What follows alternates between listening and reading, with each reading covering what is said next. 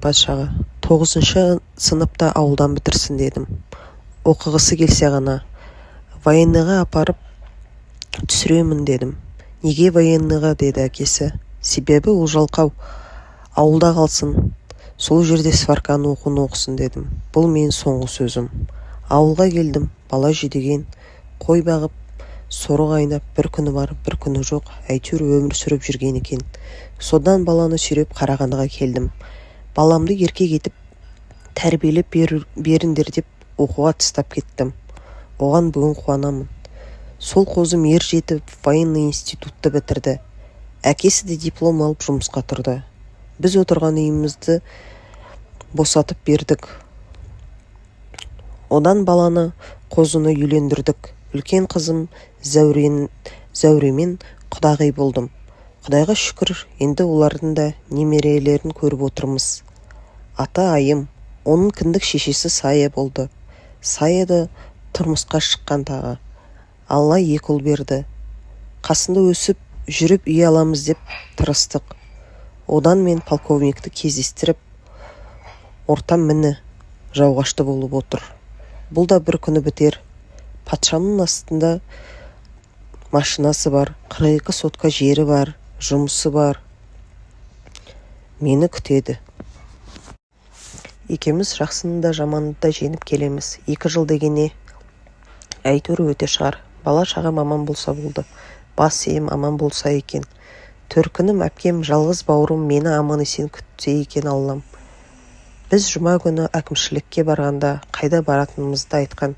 4 әйел 2 отряд жасаққа баратын болдық. 1 әйел 1 жасаққа барады. 2 күн сол жерге баратын болдық. Түскі тамақ келді. Соған барайын. Түскі тамақтан кейін жатып, ұйықтап қалыппын. Бүгін де әйтеуір кеш батты ғой.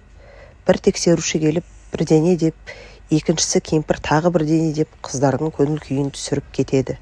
Әр қайсымыз басымыздан сөз асырғымыз келмейді. Бірақ үн қатудан қалдық. Мен түрмеден 2 сөгіспен келгем. Ашу ұзана тиеді. Қаныңды қарайтады боқ мұрындар немене. Содан аузына ие бола алмайсың. Аузына не келеді соны айтып, боқтап сабап аласың. Олар сені қолма-қол заңға бағынбайды деп бастыққа көрсетеді екен. Ол болса саған қатан сөгіс жариялайды шығады келеді екен. Оған да тағы өзін қол қоя бересің. Сол қатан сөгіс 6 айға сенің жолыңды жабады екен. Бұл бізді тәртіпке бағындырған түрі.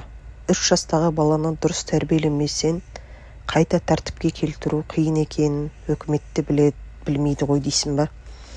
Біледі. Бұл жерден әйелдер түзеліп шығады деген өз басым сенбеймін. Себебі әйелдердің көздерінде жалын сөнген, күні үшін жүрген. Сені де ойламайды, өзін де ойламайды. Сол үшін сен тимесең, мен тиме. Мен өз-өзіммен болатынмын. Өмірде де, яғни бостандықта да жүргенде, кезімде де әйелдермен араласпайтын едім. Сол маған жақсы болды. Пыш-пыш сөз маған керек емес. Мен өзіммен өзім болғанды қалайтынмын. Кеште батты. Құдай қаласа ертең қалғанын жазармын. Қайырлы түн. 18.05.2020 жыл. Бүгін жақсы ұйықтап тұрдым. Ертең 2-ші жасаққа барамыз. Телефонға сұранып едім, болмайды деді. Дәрілері мазайып барады. Соны уайымдап қалдым. Түсімде патшамды көрдім. Әйтеуір қолымда жайылған қатқан нан. Нан болған соң жақсылыққа жорып қойдым. Жаным тыныш болса да, сонда да жақындарым жанымда жоқ. Саяның аяғы ауыр екен. Сол да маған үлкен қуаныш. Аман есен босанып алса екен. Немерелерімді қатты сағындым. Қайтейін. Бір шындықты айтып, ар-ожданымнан алдында тазарып қалғандаймын. Енді өкінгенімнен не шара? Қолда барда алтынның қадірі жоқ деген. Енді бас бостандықтың қадірін білетін боламын. Бұл жерде еш нәрсе істеп жатқан жоқпын. Елден айналайын, бәрі сыйлайды. Денім сау болса, күндер тоқтамай өтіп жатыр ғой. Орыс шешем үйретіп, кофемді ішіп көріп қайтам. Үй ішінің жанында отырмын. Әйтеуір бір жақсылық болатыны шығар деп. Түс уақыты болып қалды. Қыздар екіге бөліп есік алдын тазалап жатыр. күн бүгін ерекше ыстық болып тұр. Ауыздары бір жабылмайды. Қара қарғалар сондай көп. Бұл жерде бір күннен еш айырмашылығы жоқ. Күндегі тәртіп ертең жасаққа барғанда қайтеді екен. 30 ноябрь 2020 жыл. Міне жасаққа да келгенімізге 7 айда болды. Уақыт өтіп бара жатыр. 3 күннен соң көрге де үйренесің дегендей, бұл жерге де үйренеді екенсің. Мен Анна деген қыздың жанына барам, түрмеде бірге отырдық деп. Оны пана етіп, 2 жасаққа келгем сұранып, 3 этажда екен.